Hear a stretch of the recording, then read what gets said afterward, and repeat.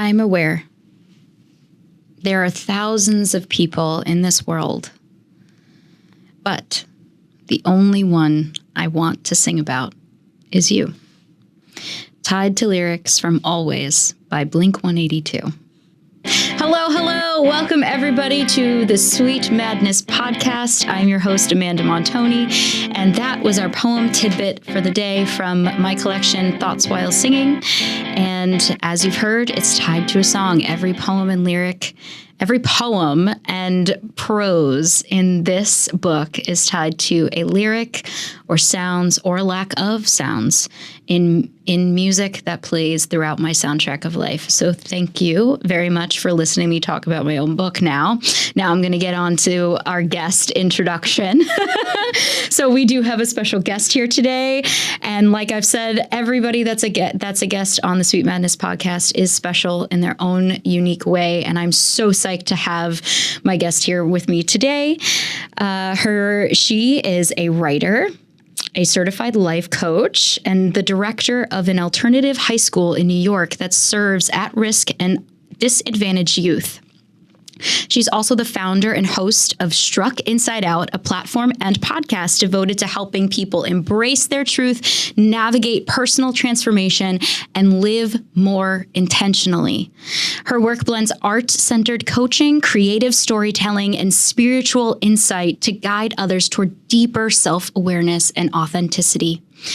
She has been featured in publications like Thought Catalog, Elite Daily, and Best Self magazine, and she's also the author of Struck Inside Out, essays, meditations, and poetry to help you heal heartbreak, embrace change, and love yourself.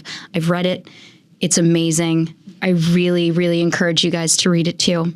Whether she's leading writing and meditation workshops, supporting teens through education, or sharing her own vulnerable reflections on healing and growth, her mission is to help others return to their truest selves and create a life rooted in purpose, presence, and love.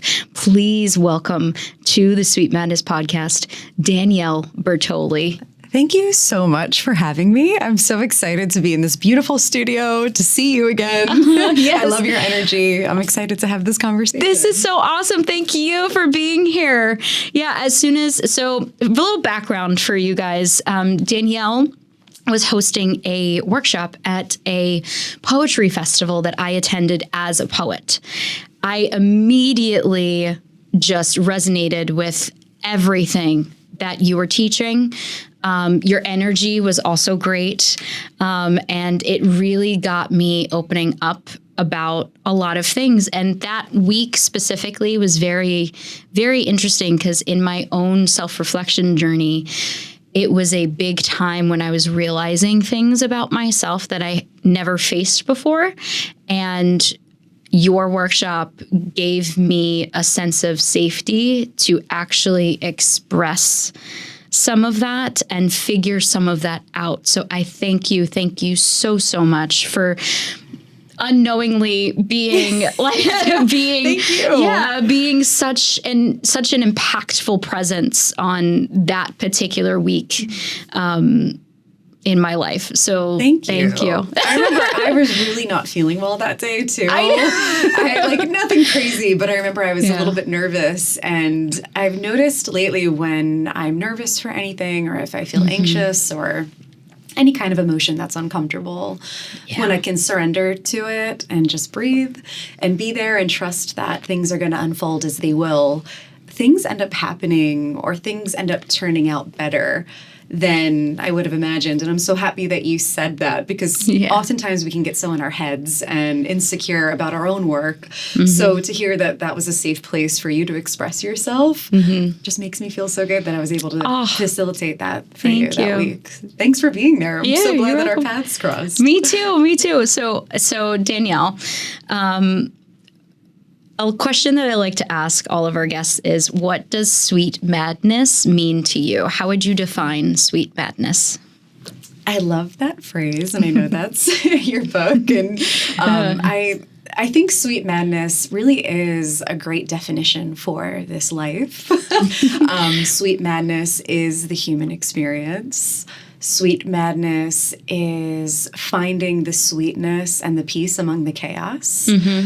And I think it's finding your own sense of joy and calm and purity or sweetness in your own everyday life when life is just so busy and crowded. And now more than ever, we have so many different things thrown at us every day. That can be equated to madness. It's so busy that it's really, I think, just cultivating your own goodness in your life when there's so many unknowns that we come across every single day. You said the key words, the unknowns. Yeah, and all the stimuli. All of the stimuli. Too much stimuli. Too much, yes. So much stimuli. So, Danielle, with that, what is your sweet madness story? Do you have one? My sweet madness story, I think, is really reflective of Struck Inside Out, my book, the brand. I feel like my sweet madness is really finding myself. You know, I just turned 36 this week. Happy birthday. Thank you. You're welcome. And I feel like every single year I'm just becoming more comfortable in my own skin. I'm enjoying life more. I'm trusting myself more. And when I was younger, and I think everybody has this experience, but especially me, I was so unsure of myself and I didn't like who I was. And I was always looking outside of myself for answers in relationships, in friendships, in anything. And I feel like a lot of my journey has been coming home to myself and always operating from this space of vulnerability, of really feeling into my heart and allowing whatever emotions are there to be there and to not make anything wrong, to not make my experience of my life wrong, but really looking at it through the lens of curiosity and embracing the unknown. And I know that's kind of a broad answer to a specific question, but I do feel that my story, and it continues to unfold in this way, is really just learning how to be comfortable in my own skin and to stop striving to be something more or needing to be something else, but really finding all of the blessings and the sweetness in this current moment. Because when you can tune into that, there is an infinite number of blessings and opportunities available to you in every single moment when you can just get out of your own way. Yeah, I love that. I feel that a lot. I was a person who heavily relied on outside validation for, validating either the things that I was told through whichever mode that were bad, or validating my worth from outside sources. And what I love about Struck Inside Out is you literally work from inside out and you get those. I just kept thinking while I was reading the book, I was just thinking like, oh my gosh, like if only I could be where she is right now. Like I'm on that journey. And part of that was what I was discovering about myself during the poetry festival, because I'm also constantly learning new things. My journey is constantly unfolding in different ways. And I am a very anxious person. So I've seen the growth in my own self from a couple of years ago, and I'm ecstatic. It's just when I'm in the chaos, it feels very, very hard to be present and to be grounded. And I have to keep reminding myself that how I speak to myself makes all the difference. And I am becoming my own best friend while doing that. And I feel like your book just totally hit the nail on the head with just summarizing everything that people go through on a daily basis, and learning to embrace the dark and the light, and realizing that there are dark and light things within us. And it doesn't mean that the dark parts are wrong. It doesn't mean that the light parts have to get brighter. It just means they exist. And I love that so much. And you emphasize that a lot. And I love that so much. No, thank you. You're welcome. Because You're welcome. I think it's so universal. You said it so Yeah. beautifully, too. You know, we are comprised of both light and dark, good Yeah. and bad, happiness and sadness. Mm-hmm. And I feel because now more than ever, we have so much access to information at our fingertips. Yes. Mm-hmm. A lot of us are very addicted to our cell phones. We're looking at social media. Yes. As I touched my cell phone to check the timer. I know, it's almost like an automatic thing. It is. You know, I've done before where I'm like working and I thought my phone was next to me and I just go like this and I'm tapping the table and then I'm like, wow, this is actually so like cringe. I can't believe I just did that. And then I'm like, okay, I really need to do a cell phone detox. But Yes. But no, I do think that like in a world where we see so many people doing so many different things. You know, we have so many podcasters, so many authors, Yes. so many influencers, so many people promoting traveling, their marriage, having kids, being single, whatever it might be. Everybody is in an era of self-promotion in a sense. Yes. And when you have access to so many different people's lives, whether you realize it or not, you then kind of flip the camera back on your own life and begin analyzing how you're showing up, how you're living. And on Instagram, it's all smoke and mirrors for the most Right. part. You're really seeing, in most cases, the best parts of people's lives. So then you start to think like, oh, why aren't I making more money? Why aren't I traveling more? Why aren't I publishing a book or having this amount of friends or going out more? And it's always operating from this sense of lack when really, you know, what I've learned is it's only until, and I still do this, and it's a process that I'll probably be experiencing for the rest of my life. It's only when I can really embrace all of those dark parts of myself, the insecurity, the anxiousness, because I have been a very anxious person as well, the self-doubt, the fear. Yes. When I cannot make them wrong, and when I can just realize that part of this human experience is the duality and the polarity, then you're free to experience yourself in a more freeing way because you're not limiting yourself to only be happy and joyful and productive. It's a combination of so many different things. And I think that's allowed me to have a better experience of myself and my life by really just becoming the observer to it all. Yeah.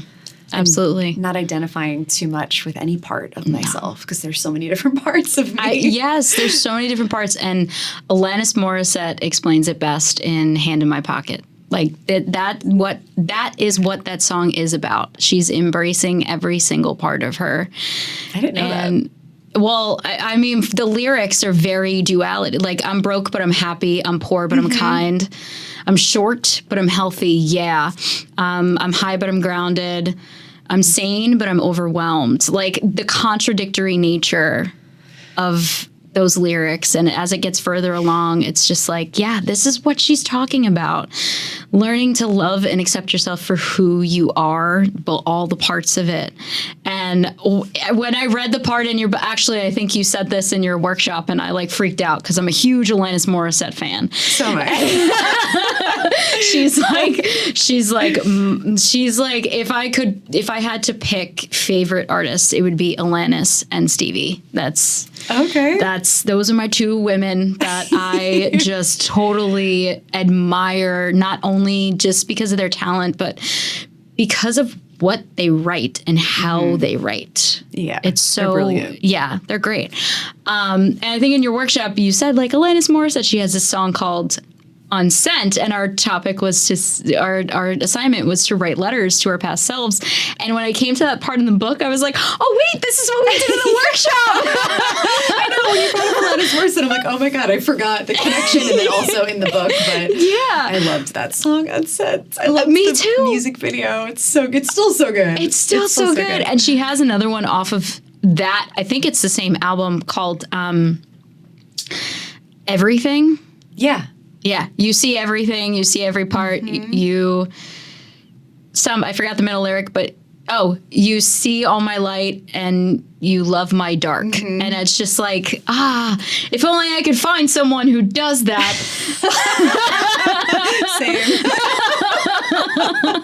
I'm learning to become that person for myself Exactly. in the interim. And that's really the goal anyway, I think. Right. Exactly. So I have a question. So what was the moment that you decided to take this struck inside out path. Can you tell me about that moment? Like the flash in time? Yeah. So I believe it was like 2012 or 13. I should know the date.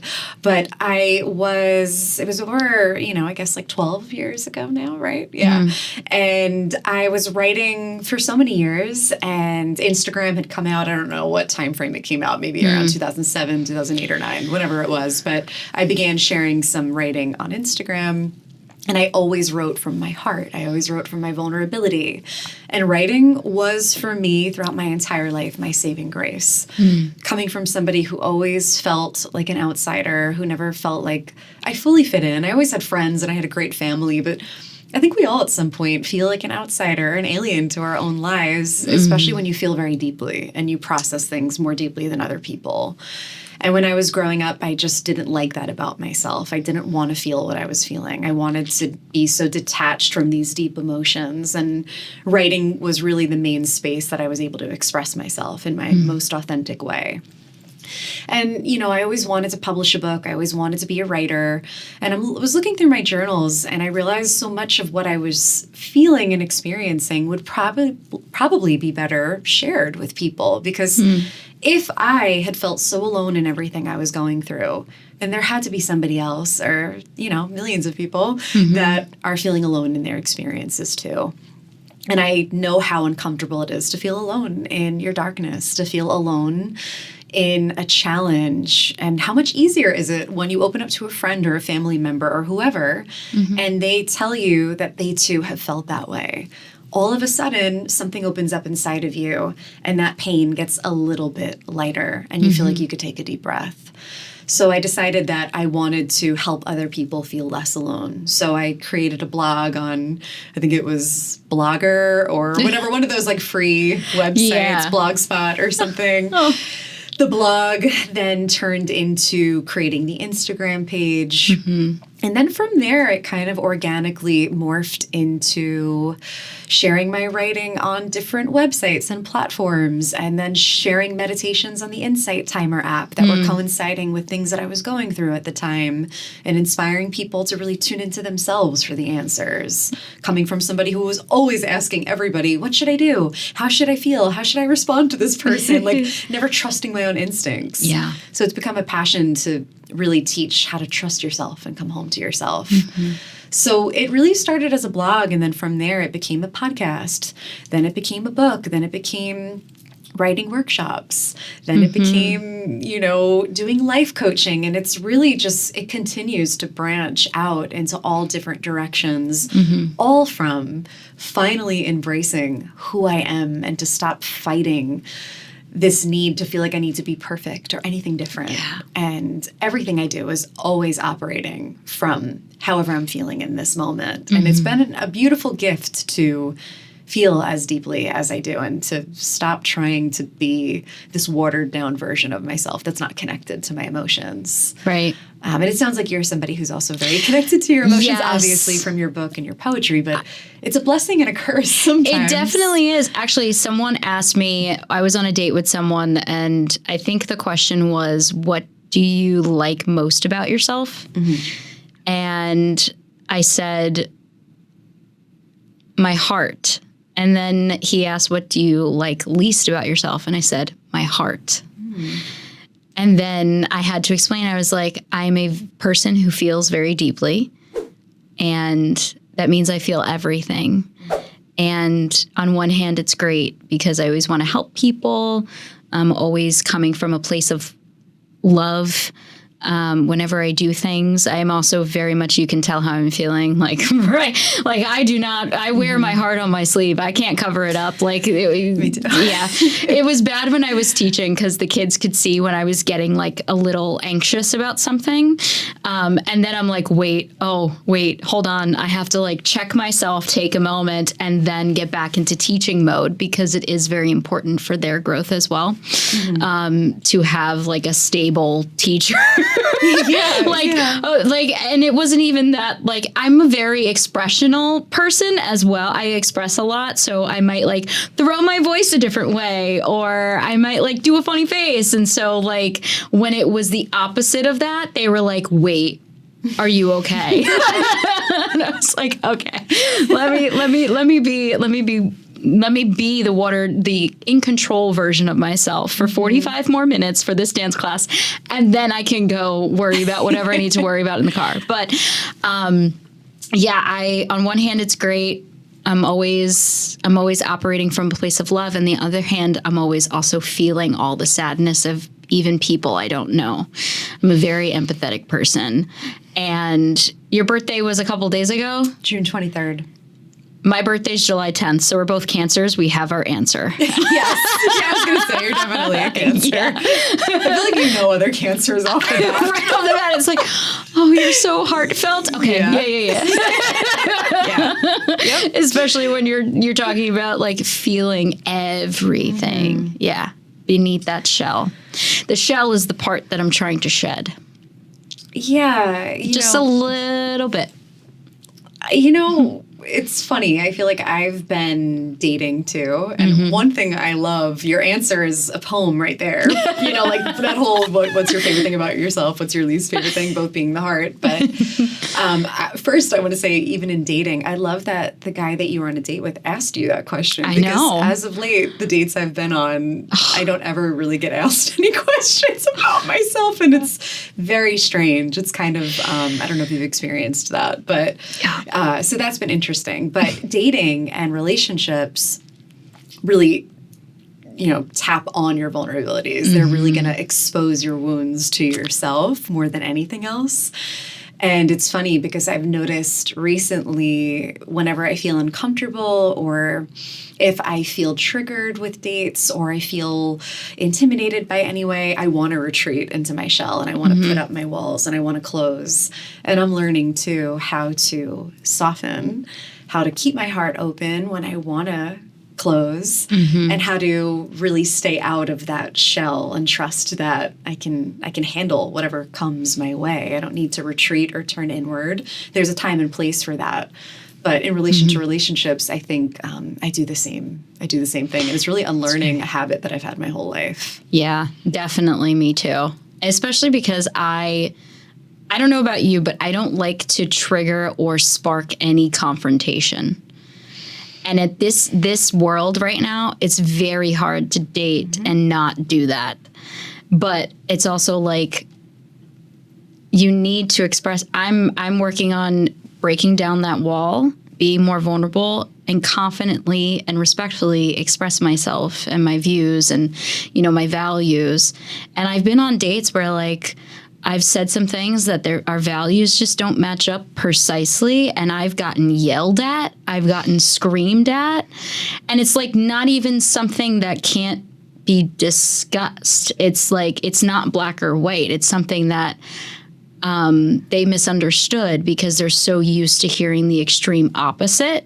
With this dating experience, I'm really looking for someone who is in a growth mindset or wants to be, and he's initially like in the stages of starting to be open-minded and have conversations and not assume things without talking first. And it's been very, very tough, and it's affected me negatively as to when, if I started dating, I dated a couple of good guys. They weren't ultimately a match, but it was a reflection of myself, and they were really, really kind, and I was noticing new things about me, and I was just like, yeah, this is what a relationship is supposed to be, though.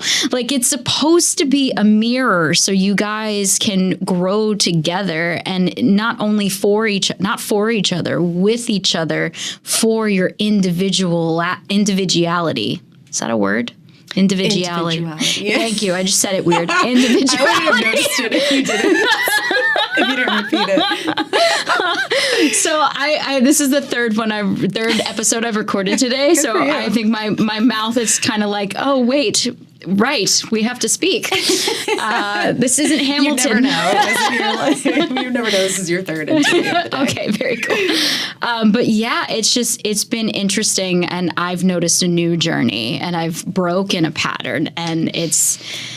Congrats on that. I'm trying to break some patterns that I've had for a while now. Yeah, it's not a linear journey. It's definitely ones with twists and turns and going back around, and but compared to where I was a couple years ago, I'm like, I need to stop talking to myself like I'm still the same person, because I'm not. It's just, the thing I like to say is change is the only constant in the world, and that includes yourself. You're always changing. Yeah. I feel like we change so much more often than we give ourselves credit for it, too. Definitely do.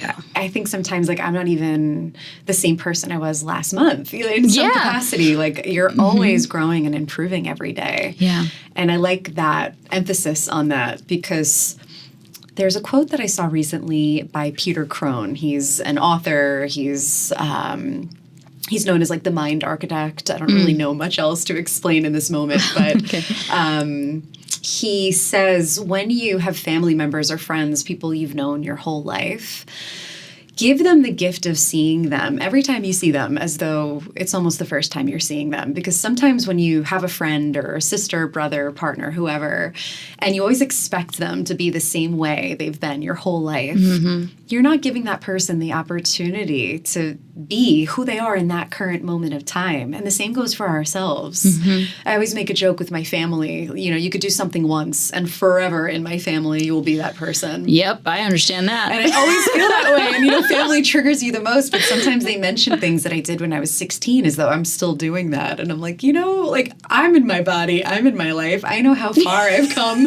I'm growing and changing, but what a gift to see people through that lens of the little tiny, maybe not so visible changes that we grow into every single day. And I just wanted to say, too, as far as your comment with not being able to fully express yourself or easily triggering other people, it saddens me, especially, being a director of a high school. I try to really teach students to think for themselves, but to also allow other people to think and believe what they believe and to be able to express that. When did we become a society that is so quick to cancel or shut people out the minute they say something that you don't agree with? I know.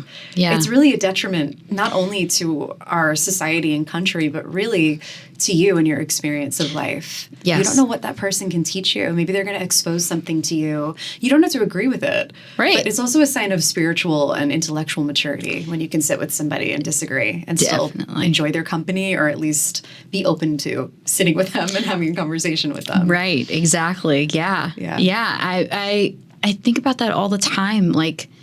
Especially because I was more of a silent person. I was more of an observer, but I always made sure that I tried to be a person that had an open mind, and I did see different perspectives. I just didn't express my own because of my experiences with other people canceling or going off the deep end with one little thing that I said. And it really stinks because it created this fear in me and this anxiety in me, and becoming an adult and not being able to do that, to express myself or know exactly how to, because I didn't have the experience in my life to do so. I'm just sitting here and I'm like, why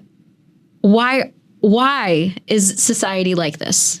How did this happen? And, from lack of mental health awareness and all of that stuff.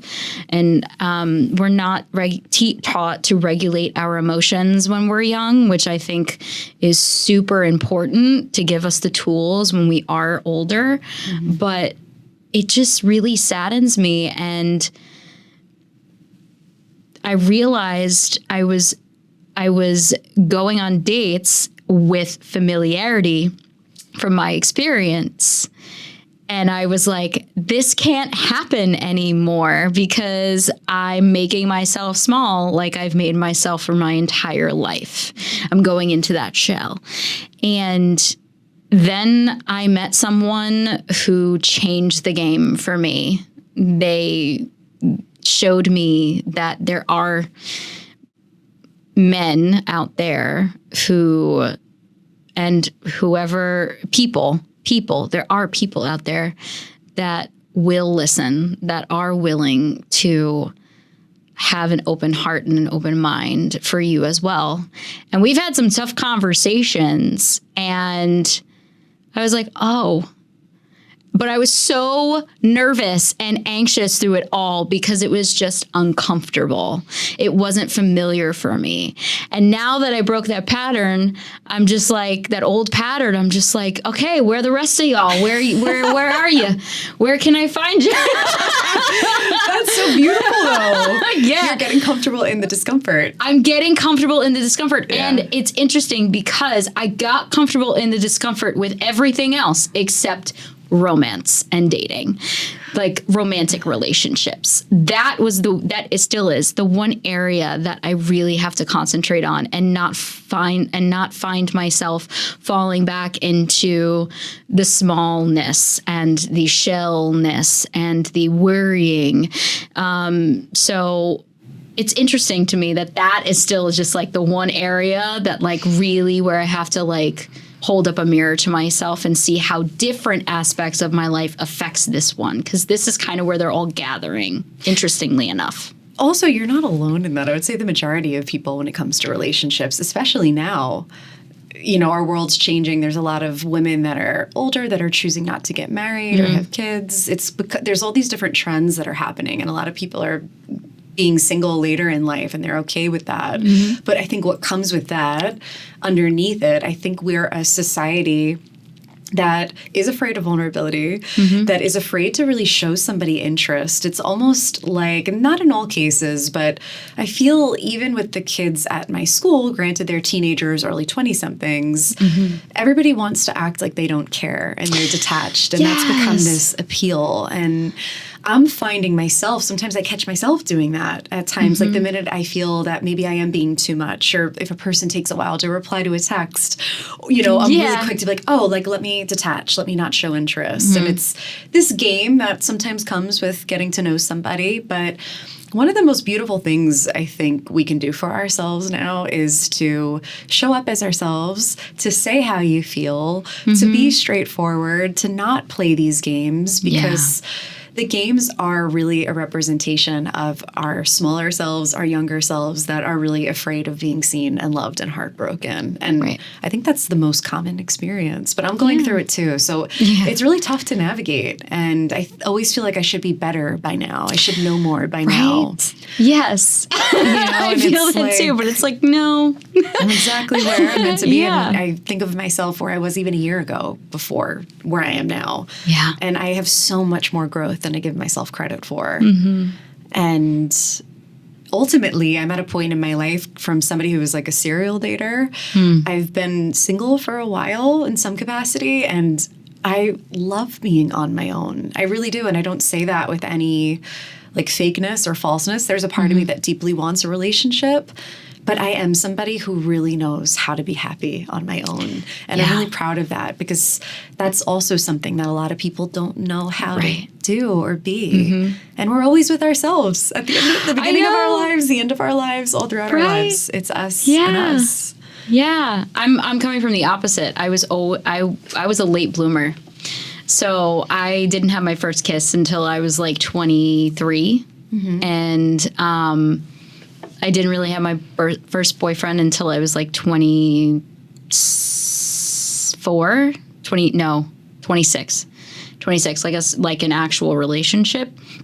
And then haven't had a boyfriend since, but I've dated because I've been so alone and I've been so scared to just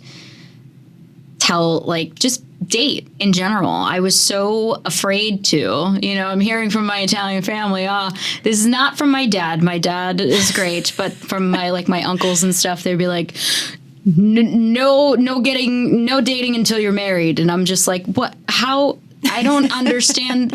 No dating until you're married. How is that going to work? My dad was just like, listen, he has to ring the doorbell. Sounds like my dad. Yeah. And I was like, Dad, how's he going to do that? Our doorbell hasn't worked in 6 years. Whatever. But, yeah, it's like I came from the opposite way. Like, I know how to be with myself. Like, I know how to have fun with myself. I know how to entertain myself. Sometimes I prefer being alone as to being with a group of people or going out to a show or something like that.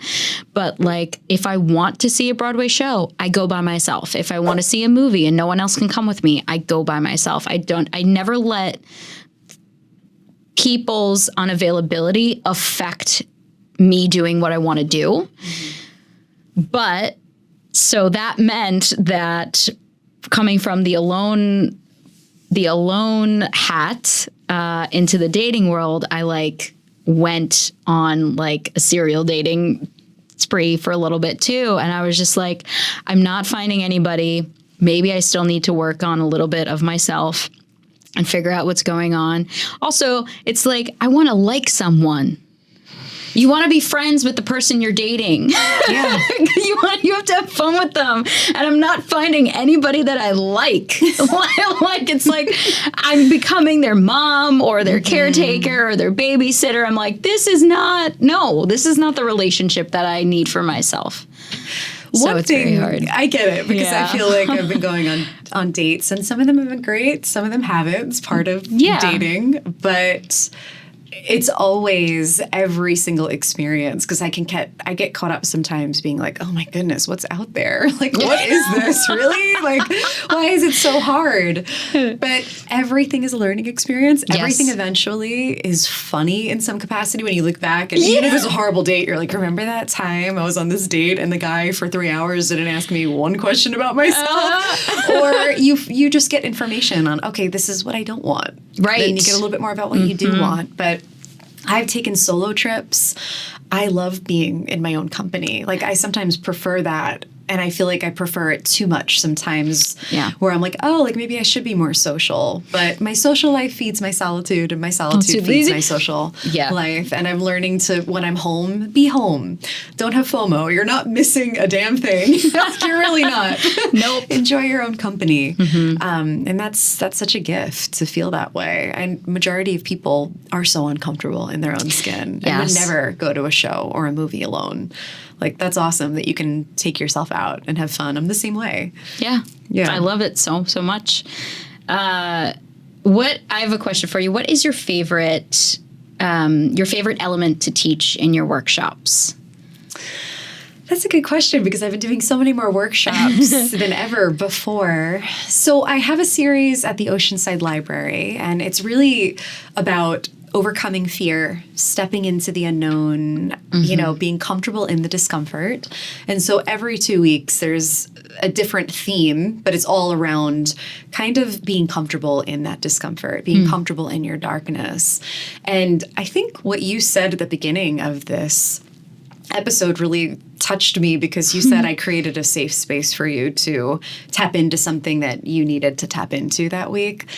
And I really like that aspect of my workshops because I have some repeats and then I have new people coming in every 2 weeks. And I would love for whether that person continues to come back or they're just a one-timer to have left feeling like they, for that hour or two, were comfortable to drop any walls, to open their heart rather than close, and to just be real with themselves and what's going on because we are so busy, busier now more than ever, and we're all striving for perfection. We're all trying to be our best selves. There's that, always wanting to be happy and upbeat, and it's at times like toxic positivity. Yes. So if you can for those 2 hours, just be real with yourself and say, you know what, I'm actually having a hard time.